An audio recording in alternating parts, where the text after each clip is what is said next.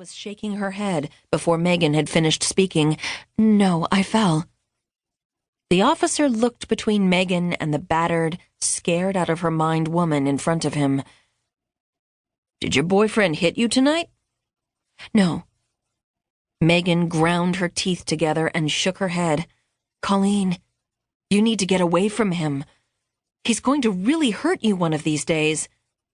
The other woman stubbornly shook her head. "He loves me. We're fine. You need to keep your nose out of our business." She looked up at Megan for the first time since she'd entered the room. "You don't understand. He loves me, and I love him. We were just arguing tonight. That's it. All couples do it." Megan cocked her head and looked at her friend. Other than the small mark near her temple from the week before, Colleen didn't have any other obvious marks to show that she'd been hit by her boyfriend. Any new marks, anyway. But she wasn't putting weight on one of her legs and was holding one arm close to her stomach. Obviously, Joseph had wised up and learned not to hit his girlfriend anywhere that would show. "Don't do this," Megan pleaded in a soft tone so Joseph couldn't overhear her. "I heard him hitting you, Colleen. Please, press charges. Get him out of your life." It was as if Colleen didn't even hear her.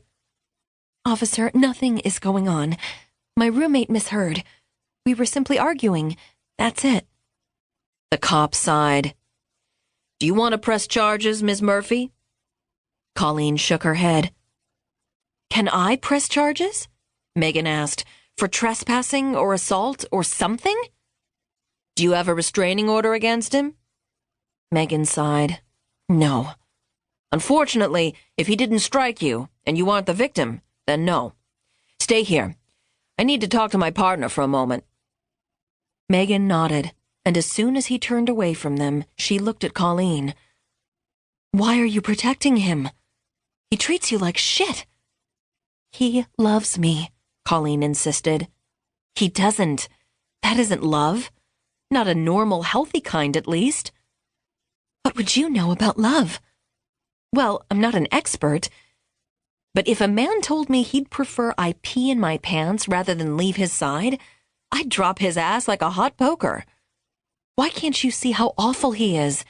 We've been friends for 2 years. I've never seen you act like this before." Colleen looked up and into her roommate's eyes. "I admit there are times when he's not the nicest, but you aren't around him all the time. He's the most romantic man I've ever met. He's super protective of me. We were on campus one time when a guy whistled at me, and he put his hand around the guy's throat and told him if he ever disrespected me again, he'd kill him." Megan knew her eyes were huge in her face. "That's not romantic. That's crazy," she told her friend. Colleen stubbornly shook her head. "No, I'm just not explaining it right." "I think you're explaining it exactly right," Megan said dryly. "His family is amazing. His mom died when he was little, and it's just him, his dad, and his uncles. His dad is strict, but they're all pretty hilarious. This huge Italian family. They have each other's backs, just like Joseph has mine. He's just stressed about school. He doesn't mean to hurt me. He's always so sorry after something happens. Oh, sweetie, all abusers are. They promise it'll never happen again, but it always does. It's just going to get worse. Please, press charges. You deserve better." Megan knew her friend was going to refuse by the stubborn glint in her eye. "No. I love him, and he loves me. We're going to get married and have at least 3 kids. I won't let you mess that up for me. I was going to wait until the end of the semester to move out, but it's obvious things between you and me aren't working out. If I can't have an argument with my boyfriend without you calling the cops on us, you're no friend of mine." "Colleen, no, wait." "You heard her," Joseph said as he came up next to Colleen.